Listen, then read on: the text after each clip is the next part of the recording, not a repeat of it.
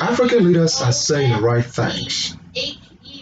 African leaders are saying the right things to move the continent in the right direction. They are saying all of the right things. But they just need to start doing the right things with more urgency, with more speed and focus, and implementing some of the policies of the African Union and the regional organization to integrate the continent more. I listened to John McAfee, right? He talked about the enormous amount of resources Africa has. But those are things that all Africans know. I also listened to Nana Akufo-Addo from Ghana. He's the current president of Ghana. And John McAfee is the current president of Tanzania. And many African leaders are also saying the same thing. What do you think they're saying? What the same thing they are saying? All or most of them are frustrated that African continent, with all of the mineral and natural resources that the continent has, the continent is still a spectator when it comes to its role in the world. When every country or continent has moved forward vigorously, the African continent is still backward. Africa is like a soccer ball. Everybody places around. Before that, it was the United States and Great Britain, France. Now it's China and Russia and Japan. Small countries. I said in one of my videos that you have countries inviting continents. Countries inviting continents. Russia Africa Summit, China Africa Summit, India Africa Summit, America Africa Summit. When are we Africans going to realize that we are a continent of 1.4 billion people and number is strength? 1.4 billion people. I actually don't know, and somebody have to help me out here. I actually don't know what is stopping Africans from improving the lives of the people. I seriously don't know what is stopping this continent that God has blessed, like He has blessed every continent. I still don't know why this continent is lagging behind, bigly behind other continents. In the 60s and the 70s, Africa was far ahead of many Asian countries. Many Asian countries. China will talk about. Whenever at the University of Liberia, I read, doing, I think it's social science 201, and it's basically about Liberian politics or something. And that class is talking about how the GDP of Liberia was equal to that of Japan in the 40s and 50s. But today, Japan is the third largest economy in the world, while Liberia is one of the poorest countries in Africa. And then you talk about where its place is in the world. And this is a country of 5 million people. When we start talking about what the resources the country has, or the country has rubber, has the world's largest natural rubber plantation, it has iron ore, it has gold, it has diamond, it has agricultural land, it has cocoa and coffee. When we start saying all these things, People start looking at us, then what is the reason of which you guys are still the way you guys are since 1847? And so when we Africans, Ghana, Guinea, Morocco, Tunisia, Algeria, South Africa, Libya, Sudan, Senegal, Togo, Mali, Burkina Faso, Ivory Coast, when we start talking about resources, that the continent is blessed with the resources, our people have heard those things time and time again. How does these things benefit them? How does this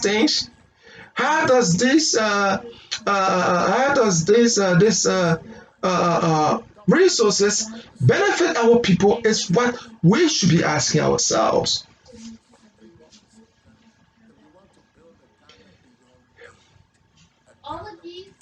Look at a country like South Korea. I think South Korea might be the size of Liberia or smaller, but it's an economic power.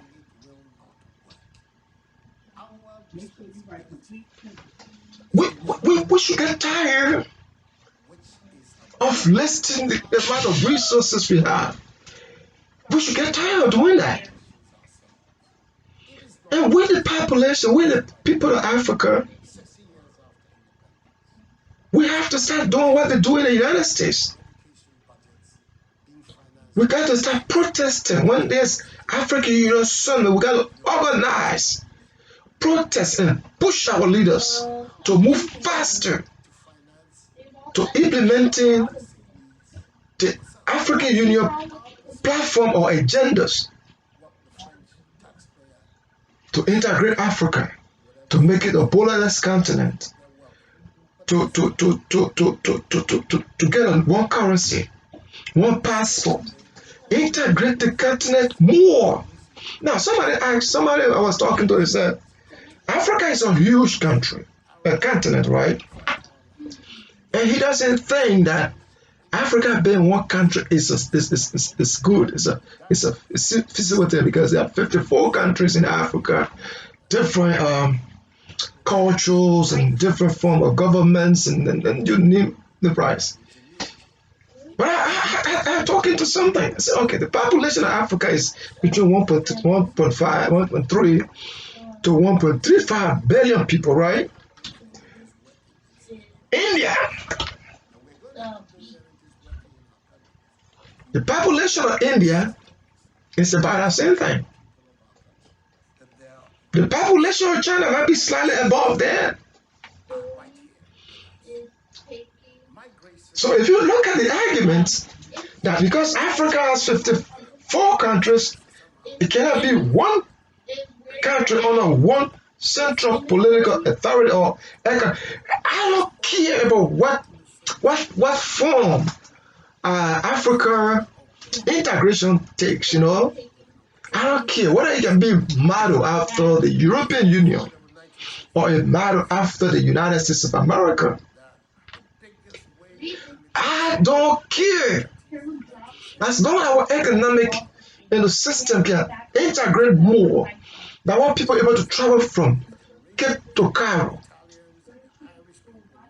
freely, do business and live anywhere they can, get jobs, and they can get say to themselves, I'm from Liberia, but I'm in South Africa. I was born in Liberia. Like the way we do in the United States of America, you get 50 states to go and visit. You don't care where you were born. That is just history. You don't care. You say, oh, I'm from Liberia. Oh, I'm from Ivory Coast. You live in Morocco. Oh, I'm from Libya. You live in Niger. Oh, I'm from South Africa. You live in. So those things will not matter to you. We, look, Kwame Nkrumah and other African leaders who established the Organization of African Unity, now the AU, right? Most of them studied in the United States. Kwame Nkrumah studied in the United States in Pennsylvania. I must say I went to school in Pennsylvania. I went to University of Australia University, Center City campus in Philadelphia, not too far from the City Hall of Philadelphia, the historic center. And I became when I stood at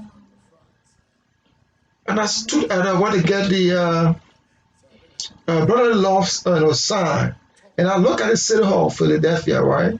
Then I started imagining and envisioning what Kwame Nkrumah was thinking. I just when I put myself in a situation and I stood and looked, and I just felt that he felt that this guys this country is great because these guys put the resources together. Not just putting the resources together, but they utilize it and they create space for the citizens to expand their knowledge and, and improve the economy. Africa now needs to start supporting their institutions. Our universities have to start giving our kids, our students, money to focus on research and development. We cannot continue to just say we get rubber, we get iron ore, we get agricultural land, we get fish, we get this. But our people are not even fishing. They go to and get a fishing pole and get one fish from the water and then carry it to the market and sell when other countries are fishing vessels around Africa and fishing and making billions of dollars out of it. But as I said in one of my videos, the African Union itself has to start, especially for those in the diaspora, they got to start coming to diaspora community organizations and start telling them what they want to do and how the diaspora community can get involved. Because whatsoever you do, all African countries in Africa, all African countries, the diaspora community have a strong say on the politics of those countries. Every African country you can think about, the diaspora community has a very important role, an influential one too, because most of the people that became leaders in Africa might have lived in the Western world, might have settled in the Western world. The only thing I want us to take back to Africa is how these people put the resources together and they improve the lives of them. We were going to, the reason I think it's good for Africa to start moving forward with all the, I will talk about the reason I think for Africa to start moving forward with all this plan, because all the things we say right now have been said since the 60s, the 70s, the 90s. All we need now is implementation.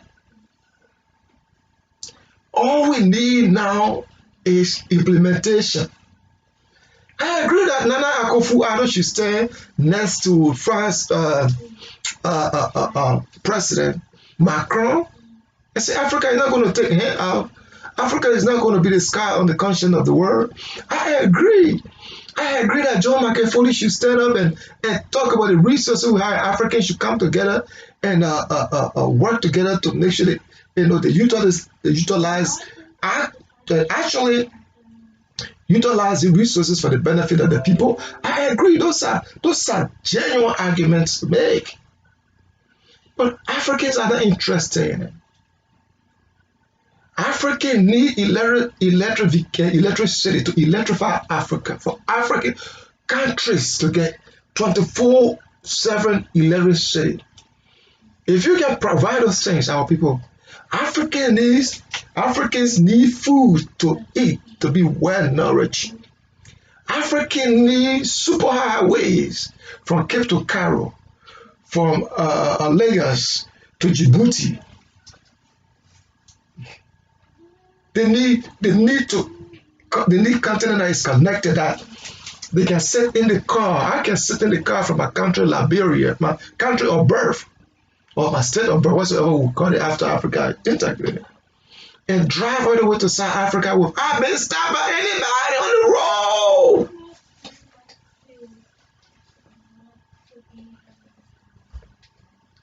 In the United States of America, I remember we were going to my county. I'm from Liberia, and in Liberia, the way we organize ourselves in the United States, and most other African countries do the same thing.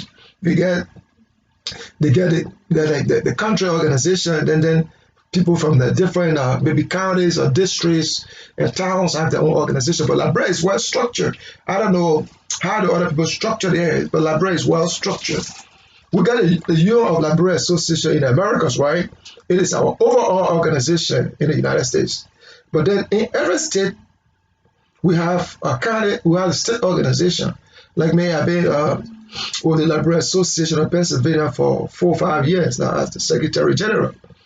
Then you have county organizations. These county organizations also have the national bodies. And within these national bodies, then they have state group. But then within this same county organization, you have district and towns and other people. So we're going to my county, River G County. We're going to a program in Minnesota. That time I was president of the organization. We drove from Pennsylvania to Minnesota. It's 1,600 miles. So you'll be talking about 2,000 kilometers. The distance is about 1,600 miles. The point I'm trying to make here is we travel that distance without anybody stopping us for, where's your paper? Oh, we get to the checkpoint. You got to get up for the checkpoint, and then you show your laissez-passer and your document. The only time you are stopped on the road here in the United States of America when you travel through the 50 states. Maybe you're speeding crazy the way I was when my wife and myself were traveling to Virginia, and I was speeding crazy. I was stopped and giving $250 ticket for speeding.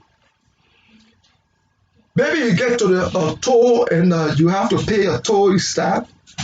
Maybe you drove for long and you stop to get a food to eat. Or maybe you have a breakdown.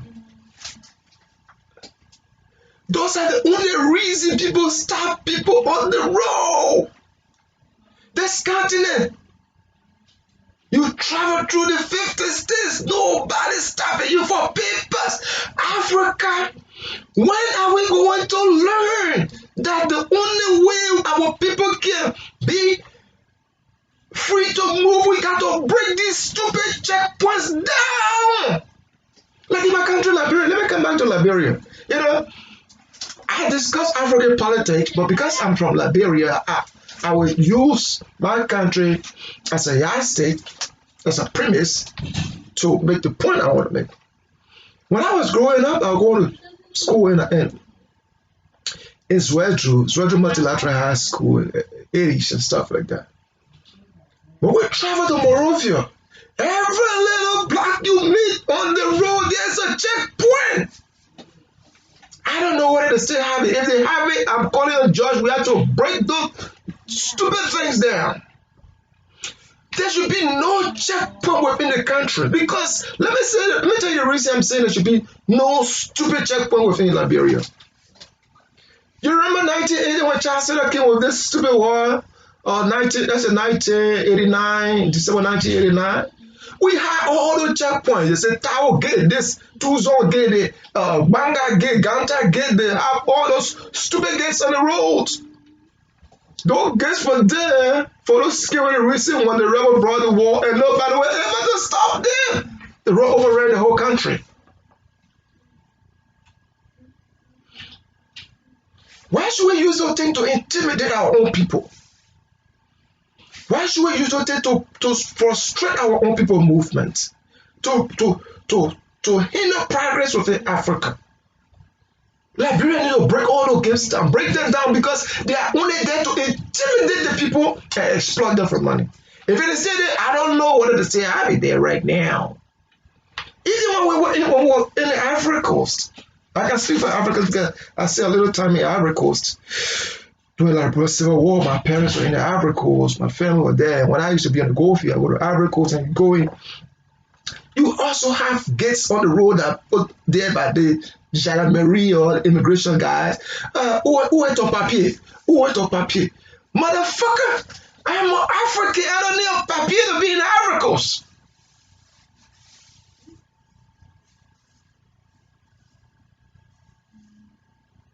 I don't need a papier to be in Ivory Coast. But that's how African countries are. Because of the stupid wars we fought all over, we get all the checkpoints on the road, on the road to exploit our own people, intimidate them, and squeeze them out of things they don't have. Why we have all these things? But let me come back to why we're talking. I just using Machiavelli and Nana Akufo-Addo of Ghana because they are saying the right things. That Africa has all the resources and we should try to break our dependence on the Western world, utilize our resources more effectively, and help our people. I agree with these guys. But we need to take action. The people say you talk the talk, walk the walk. Talk the talk, walk the walk. We need to walk the walk. I was listening to something, it's a discussion that some discussion forum. I think those guys are in the UK, I'm not sure.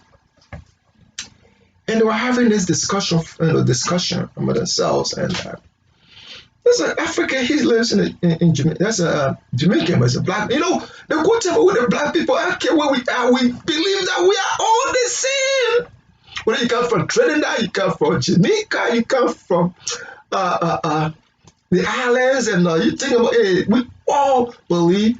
One of the good things we feel we are all the same because our continent is blessed. We get white people in the north, we get the black people in West Africa, maybe because the sun passed there. We get the other light skinned people in South, and we got different complexion, different height, different things. We as like men, we are sexual, as we got everybody black, white, green, yellow, on the continent of Africa. We just utilize our resources. Let me say this: if we can just allow the free movement of people. Free movement of people within Africa without any gates and checkpoints and stuff. Nobody asks you for papier. You live anywhere you want to live. Nobody asks you as long as you don't break the laws. Just that little movement, free movement alone, African country will generate billions of dollars from the people moving, just moving freely. Why do I say that? I say that to say. So now our friends are getting married, like my brother, my cousin was getting married in Indiana. Indianapolis, Indiana. And we drove, it's almost about maybe 700 miles. We drove and went there. We got Airbnb, we were there for a few days. Now we stay about $400 hotel, Airbnb, food and other stuff. My brother and family that were there, so all the people that went over, that's how people generate money from people moving freely. Because in Africa, my friend is in Nigeria getting married. Oh look, can't wait to come over. Oh, there's in a club we could go there, have fun time, go back to Liberia on the weekend. People who come from Liberia go to South Africa, have fun and go back. They're not going to worry about people coming to their hotel, asking them for people. You got to get visa. You got to change your money from Liberian dollar to rand. All those kind of craziness. So when Nana Akufo-Addo and John Machiavelli and the other African leaders are talking about things, all they should be talking about is talking to the African. Let's implement those policy and those things that we have control over right now. That's what they need to be doing. talking about the resources you have that they want to break the dependence on European nation, Western nation. Those thoughts have been, we talked about it a long time. African need action. We need action. It's not time to start talking about what the resources we have. We have these resources. We have that resources. We have this other. That's not what Africans need. Africans need action. Drive for young people. Good world network that connect our continent. Friendly business environment. Liberalization or harmonization of our tariff and tax policies. Integration of our various laws. Setting up a court system that when somebody does something to you can, there's a redress. That's what those are things we can do that in the power that Machiavelli and Nana Akufo-Addo. These are things that are within the power of African leaders. Let us break all those foolish checkpoints internally. Let us break all the foolish checkpoints and encourage our people to live anywhere on the continent they want to live without anybody intimidating them. If we do those things, within the next 10-15 years, AU Agenda 2063 will start implementing it expeditiously, and our people will start to live better lives. They will get job and opportunities. And if 1.4 billion Africans are making trade within the continent, cross-country traveling all over, you will see what happened to our continent in a very short time. Brothers and sisters, let us join African Union. Let us read agenda. If you're doing political science, you're doing administration, I encourage you to go on our African Union website. Read the policy, Agenda 2063, and see what it has and how you can get involved in supporting them. We all, by myself, we all need to get involved in supporting the African Union Agenda 2063. And when African Union is having their annual summit, what we need to start doing now is calling our representatives and telling them, you don't need to be talking, you need to be acting. Thank you very much for watching. I will do this thing every week, man. Please subscribe to my channel. I need you to subscribe to my channel and click like. I will try to do this every week, man. I want to talk. I try to do this. I'm not focusing on individual African politics. Someone from Ghana, Guinea, Ivory Coast, please subscribe to my channel, man. I don't want you to be from Liberia.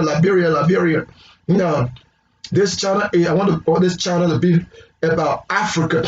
So if you're from Algeria, Morocco, Tunisia, South Africa, Sudan, Benin, Togo, Burkina Faso, subscribe to my channel, man.